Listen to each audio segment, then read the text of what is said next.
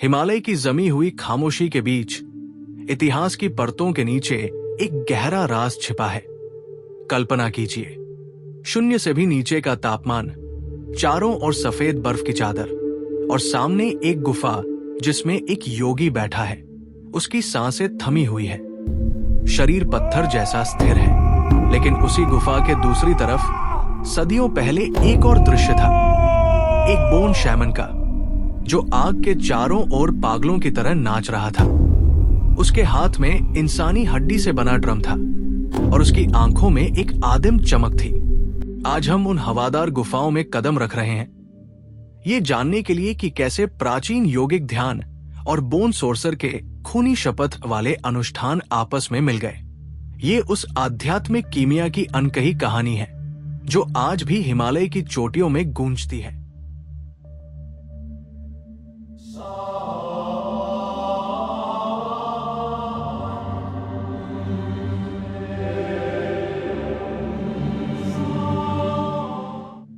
बौद्ध धर्म के तिब्बत पहुंचने से बहुत पहले वहां बोन का राज था। ये कोई शांति प्रिय धर्म नहीं था, ये प्रकृति की भयंकर शक्तियों को वश में करने का एक जरिया था।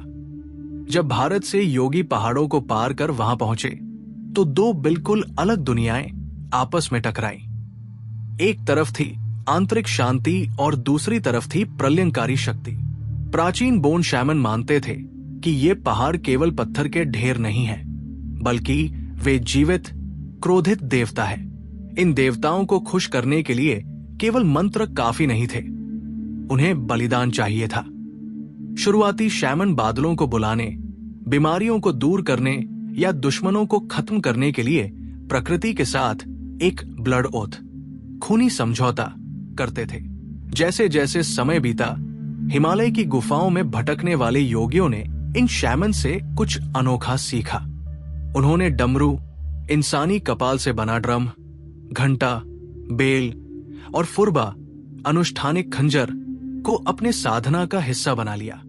आज भी तकनीक के दौर में हिमालय के कुछ दुर्गम इलाकों में साधक इन प्राचीन तकनीकों का सहारा लेते हैं। क्यों? क्योंकि इन ऊंचाइयों पर जीवित रहना ही एक चमत्कार है। यहां आध्यात्मिकता केवल मोक्ष के लिए नहीं, बल्कि सर्वाइवल के लिए है। वहां की हड्डियां जमा देने वाली ठंड में केवल मानसिक इच्छा शक्ति काफी नहीं होती, आपको उस आदिम चीख को जगाना पड़ता है जो आपके भीतर छिपी है। शैमनवाद में जो आत्माओं का कब्जा था, योगियों ने उसे तांत्रिक ध्यान के एक ढांचे में ढाल दिया। ये एक अद्भुत बदलाव था। जहां एक शैमन बाहरी भूतों से लड़ता था, वही एक योगी ने उन भूतों को अपने आंतरिक राक्षसों के रूप में देखना शुरू किया। क्रोध, मोह और अहंकार, यही वो असली शैतान है जिनका सामना इन बर्फीली गुफाओं में करना पड़ता है। एक आधुनिक गुफा रिट्रीट की कल्पना करें। बाहर बर्फीला तूफान है, गुफा के अंदर केवल एक घी का दिया जल रहा है। योगी अपनी आंखें बंद करता है और अभ्यास शुरू करता है।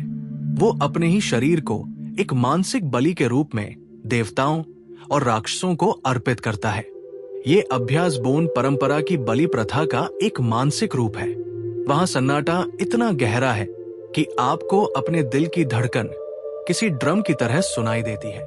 आज भी कई ऐसे अघोरी और लामा हैं जो दावा करते हैं कि वे बोन युग के रक्षक आत्माओं से बात करते हैं।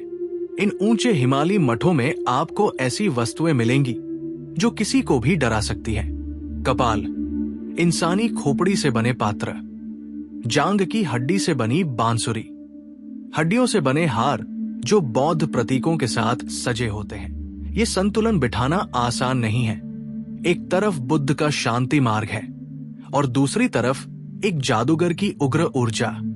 इन दोनों के बीच चलने के लिए साइकोलॉजिकल ग्रिट या मनोवैज्ञानिक दृढ़ता चाहिए। अगर आपका मन थोड़ा भी डगमगाया तो ये साधनाएं आपको पागलपन की ओर ले जा सकती है। जैसे जैसे हम 2026 में आधुनिकता की ओर बढ़ रहे हैं, दुनिया भर के लोग एक ऐसी आध्यात्मिकता की तलाश में हैं जो जमीनी हो। हम केवल किताबी ज्ञान से थक चुके हैं, हमें अनुभव चाहिए।